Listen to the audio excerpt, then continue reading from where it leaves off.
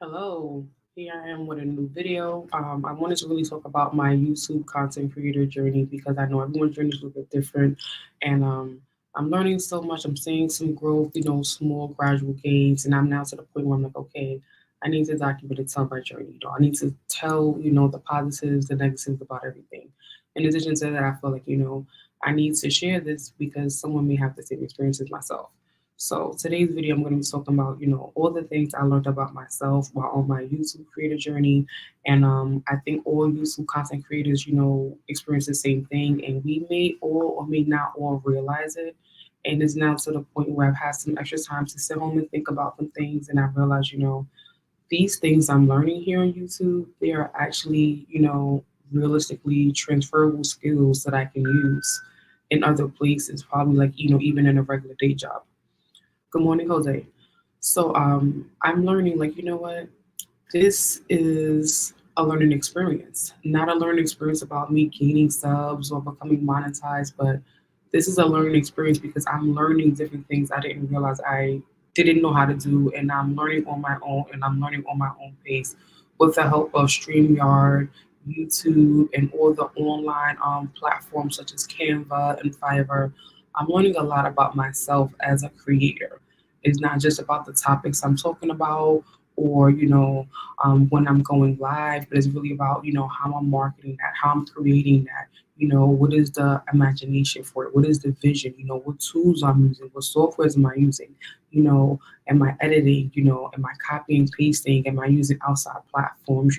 How quick am I? What other applications am I using? Am I using TikTok and other social media platforms? So, with all of that said, I'm doing a lot and I'm learning a lot while I'm just trying to do my podcast of Wine and FaceTime and showing my shorts. But in addition to that, I'm learning a lot more than I've given myself granted for. And I'm like, you know what? These are realistic, transferable skills I could actually use in the workplace sometimes as well. So, for example, the first thing I learned that had nothing to really do with a skill set is that I learned that I'm not shy at all. I have more confidence than I thought because every video we make on YouTube, whether we see the numbers going up or plateauing, or we see people share our videos or not, everyone in the country can see our videos. So I may make this video today and it may not get any views or any likes, but that doesn't mean eventually that this video won't get played in Venezuela or Brazil or Haiti or Jamaica or Africa or the UK or England. That does not mean that. Once you become monetized, some of your old videos, you can still work on them and reuse them and repurpose them and make sure it's fills out of them. And that same content can still get exposure later. So I learned that I am really not that shy. I get in front of a video camera and talk to people who I don't know, who don't know me, that will learn a lot more about me just by watching my videos. And I'm not worried about what my physical appearance looks like all the time. And if necessary, I know what to do to enhance my physical appearance. I'm not always worried about my backgrounds and my green screens and my savers because it's not about my background and my green savers. It's about the message I'm conducting, what I'm trying to tell, the story I'm conveying or what I'm expressing. That's what it's about. And for a long time with me, I was super duper shy, very shy, never wanted to come out of my shell, didn't want to speak up for myself, felt like I was an introvert, was very insecure. And I would never think I would be live streaming regularly on a platform as large as YouTube, sharing the quirky, weird personal things I go through or my personal interests or my theories or the things I like to talk about. I never thought this would be me. But this is me. Now I'm a YouTube content creator. I'm making videos. I do live videos. I do short videos. I do videos of things I like. And it taught me I am not shy. I am really not shy. I am very confident. I am very assertive. I am sure of myself. I don't mind getting behind the camera, pre-recorded or live, and shooting the video, uploading it, and putting it out there for the world to see. But now I come to the point where, I want to make more meaningful content. I want to make my content make more sense now that I'm realizing how much of an impact my videos and my shorts have. I want the things I'm creating, not just the things I'm sharing and repurposing from social media such as Twitter and Instagram. I want that to be my specific content that's doing those great numbers as well. So it's making me look and think more into, the process of what I do. So can you guys feel that? Can you hear that? Sorry, guys. So next things up, like I've already known, excuse me guys.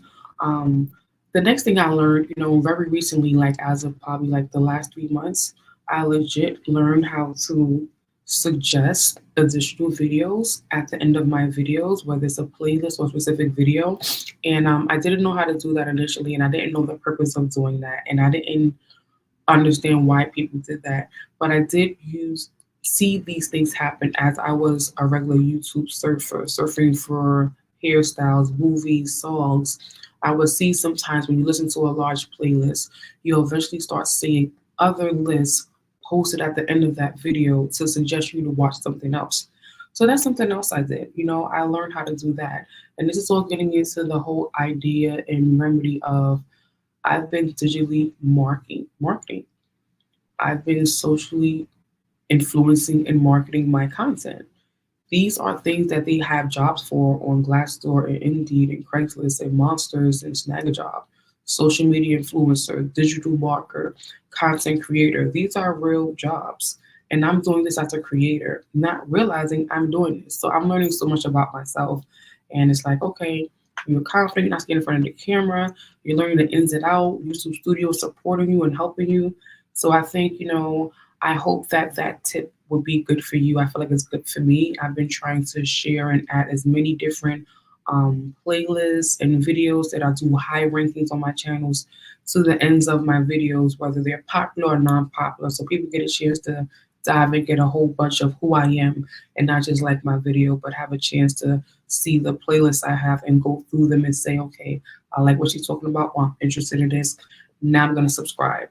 Not because she had a short that did 1,000 views or 10,000 views or 20,000 views, but because they took time to click that link at the end of my video and explore different content, whether it's my wine and FaceTime or my hair list or makeup list.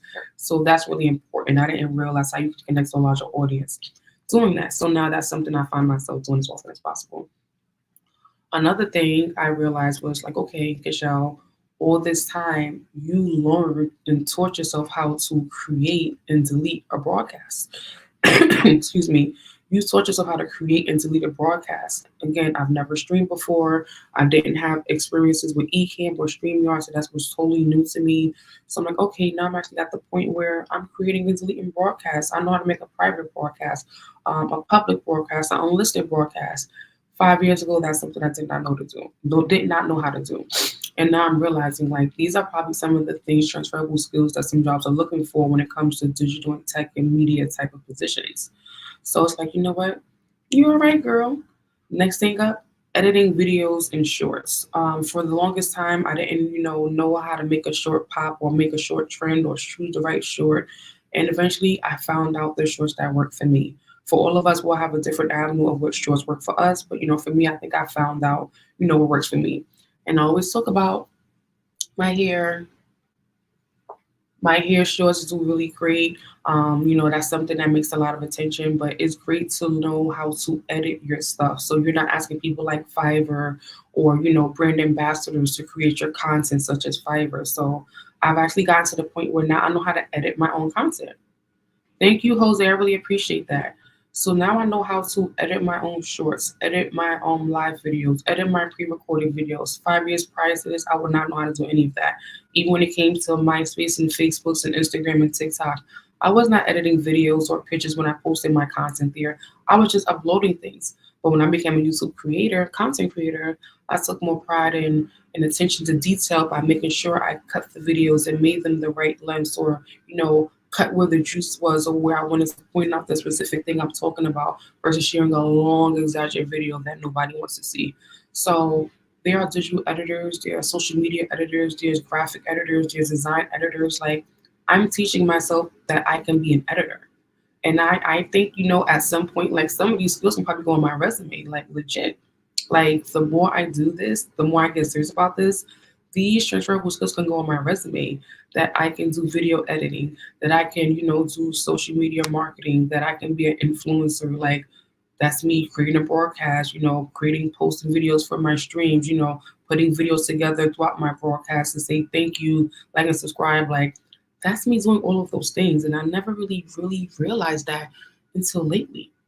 So if you're a YouTube content creator, this stream is here for you as well because you're doing the same thing if you're doing everything on your own and you're not relying on someone to help you throughout all of your stuff. So if you're doing this on your own and you're not paying anyone to do anything for you, then you have these same exact skills I'm talking about. And these skills are transferable to the workforce and the work environment. So the more polished we get, we can definitely put these things on our cover letters and our resumes as realistic things. As you look back at your years on YouTube and your playlist and how you see how your things get better, that's your years of experience right there. Legit. I've been spending a lot of time in YouTube Studio, listening to a lot of social media influencers, and YouTube has been sending me a lot of emails lately. I guess because I'm getting close to the 500 crush mark, or because I'm getting a few more subscribers every day, every day, every day.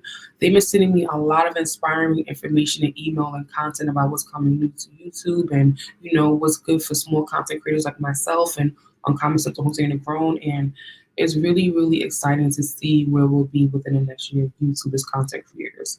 I'm definitely hoping to like at least double or triple my subscriptions by next year. I really am going to continue to apply myself, but not that much about that. I want to move on and not get too long with it or anything. So the next thing up I want to talk about, I have like a little list of everything I'm talking about here in front of me.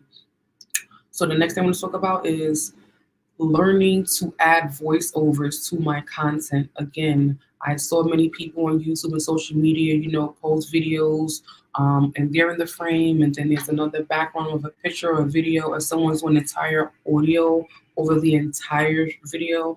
That is not something I knew how to do until probably late last year, 2022. Um, I learned that skill making videos, making live videos, making pre-recorded videos, for my intros, for my outros, um, for my posts that I'm posting on my community channel, my social media channel. Like, that's what that is. I'm like, you know what? I didn't realize I was doing that. Yes. So, like, you know what? That's why I just coined myself a YouTube content creator. I haven't called myself a YouTube content creator until probably 2023, because I'm seeing all these skills I'm learning every day when I do a stream or a short that I'm applying and I'm getting better at over time. And the same thing for you guys if you guys are going through the same thing. The next thing I want to talk about is learning how to play with filters and filters with my content. So for example, and my picture right now, I have a white room, I have a red background, I have my denim jacket, my blue shirt. I've learned how to find ways to make my entire background one color. Excuse me. I've learned how to make my entire background one color, or all black, or all gray, or all white, and again, most social media platforms offer that to you in filters when you're actually uploading and editing and sharing photos. But again, I've learned how to do that on YouTube, as well as most of social media platforms, as well as long standing videos and even short videos. So again, those are transferable skills of me, digitally enhancing and manipulating and editing. That's pretty much editing, taking something from one content look to another content look with the use of additional software to either crop, color, add music, add voiceover. Like, I'm learning all of those things, all of these transferable skills I can use on my resume and my cover letter at one point. And so can you guys if you guys are doing this all on your own and you don't have a brand ambassador and you're not on Fiverr, and you're not on Post on My Wall and Canva doing it. You know what I'm saying? If you're on Post on My Wall and Canva doing it yourself, this conversation is for you. But if you're hiring someone on Fiverr or a brand ambassador or a social media marketer to do it for you, then this video is definitely not for you. Nothing wrong with that. If you got the money, do it. If I had the money, I would have done it, but I'm broke. So yeah, I do it myself. So it is what it is. Not broke, but I don't have money to invest hundreds of thousands of dollars in someone else to do the content that I can learn to do myself. Pretty much, like, that's what I'm pretty much trying to say. Oh, I need some water, guys.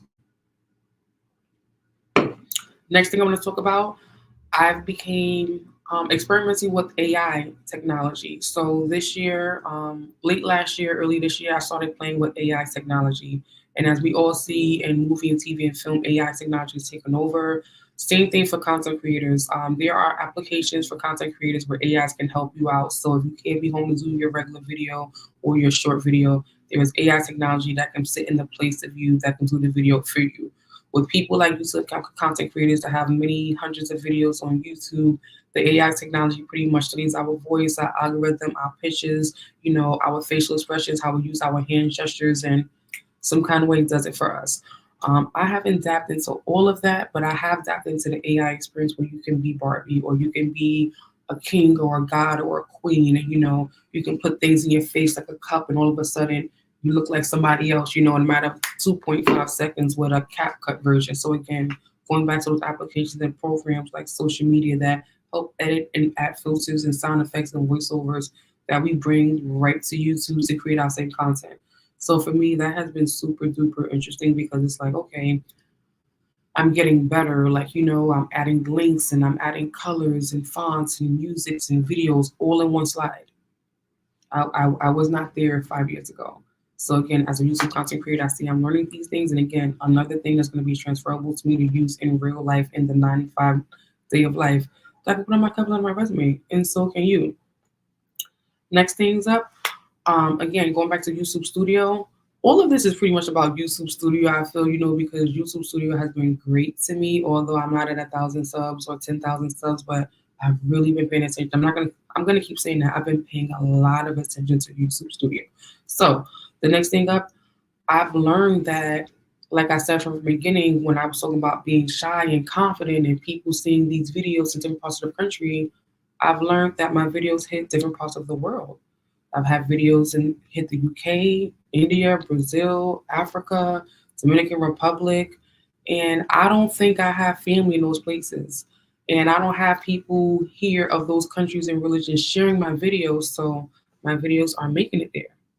My videos are making it there, so that's great. It's like, wow, okay, by using the hashtags, by using the catchy titles, by having the best lightings, by promoting and marketing, prior and making the marketing not look too congested and busy and right on point, you can do this. Now, again, when I came to YouTube as a serious content creator, my goal was not necessarily to hit people in different countries.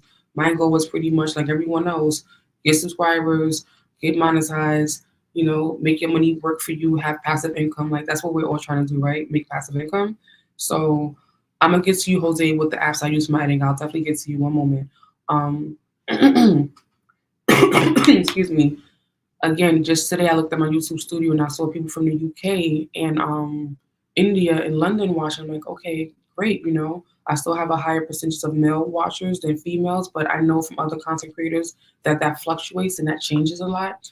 But yeah, so I do have a question here. It says, what apps do you use for editing? So currently I'm using Canva. I'm using Post on My Wall. I'm actually using Clips on iPhone as well as just Google Docs. Actually, I'm using everything like right in my cell phone. Like I'm actually using my cell phone for mostly everything, honestly speaking. But when I really want to get techie, I'm using iMovie on my iMac or my iPhone, depending on my storage software.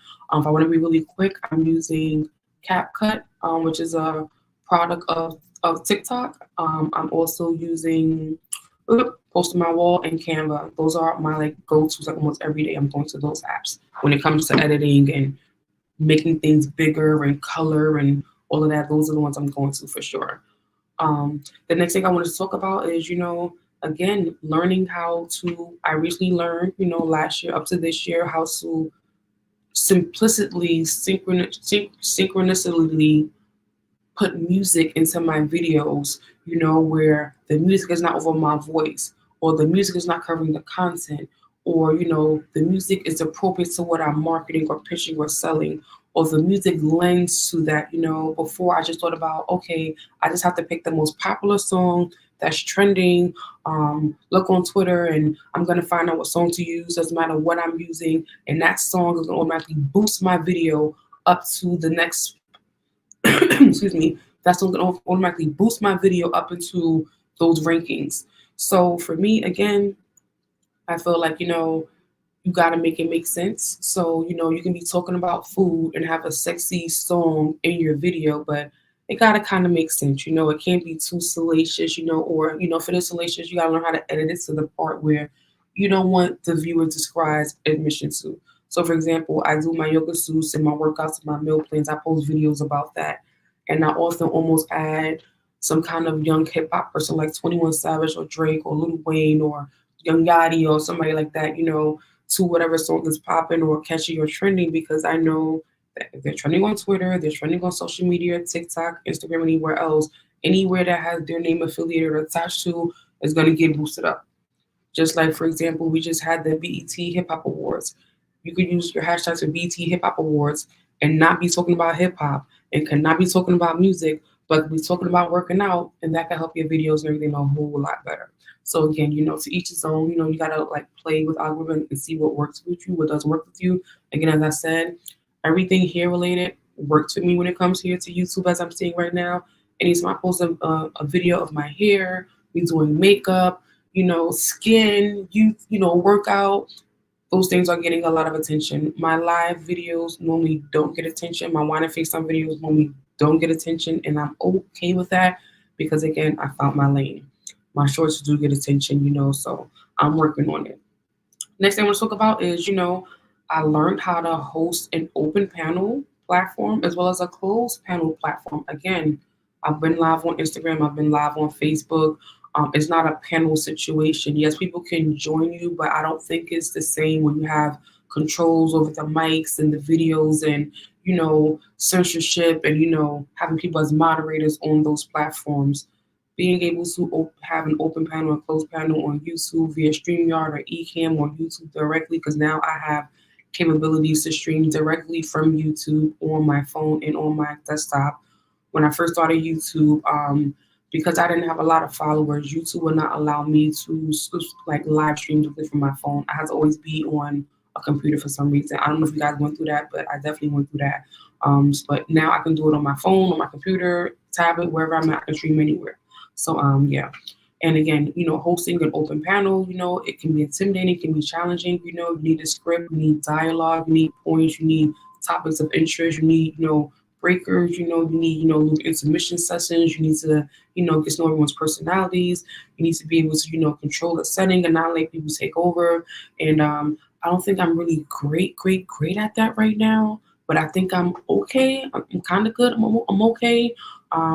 I'm not a confrontational person, so I don't really like, like being aggressive, like kicking people out. But I will if I have to. But like thank God I haven't really. Well, I've had a situation, but I haven't, recently. But I'm not the best at hosting open panels. My best comfort zone for me is closed panels like this. Closed panels do me well because I have full control over everything. I don't have to worry about no attitudes, nobody cursing, no yelling, no screaming, no disrespect, no private parts or genitals, popping in my vision or, you know, anyone, trying to just be malicious or negative. I have control over all of this. When it's an open panel, I don't have control over everything because I have multiple people I'm dealing with, and some people may be more passionate or less passionate or angry or frustrated. And they say you got to vet people before you invite people to your platforms, and that's something I'm getting better at as well. But I love closed panels. Let me just say that I love closed panels. When a closed panel is just you, your own self, talking to the world. Open panel, you have many guests on with you, everyone sharing ideas and opinions. Don't get me wrong, I like the open panels, but I just don't like when open panels get too crazy or get too steamy or get too far off topic or go too long. That's what my comfort zone is kind of like, but teach yourself. And again, me being able to host an open panel or a closed panel just lets me know I'm able to technically structure and orchestrate and, set up, a live broadcast, an open panel stream for tutorial purposes or how-to purposes or, watch me through my date purposes. And again, these skills can be transferably changed, exchanged through the work environment. In IT, I'm pretty sure they may have to work with things with broadcasting and editing and, sound and lighting and visuals. Well, not so much sound and lighting and visual, but I'm pretty sure they have a lot to do with computers and technology. And again, I'm taking a certificate course right now on Google right now for security analyst right now. I'm IT analyst, not security. But again, I'm kind of teaching myself the skills I will learn on the job if I was in this specific field for digital, for social, for marketing, for freelance, for tech, for IT. Like I'm pretty sure these are some of the things they're going through, in the day-to-days of their ways. So next thing I want to talk about is I already talked about it. I already said YouTube Studio so many times. Like if you're a content creator, you really need to be spending at least half of your time in YouTube Studio. If you're a new content creator, I feel at least half of your time on YouTube should be in YouTube Studio, in my opinion. Don't judge me. I'm just saying. So if you're posting videos, 3, 4, 5 times a week, you should be in YouTube Studio at least 3 times a week.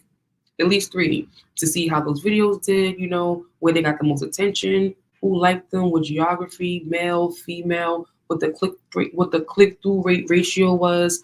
You know, you can do that too.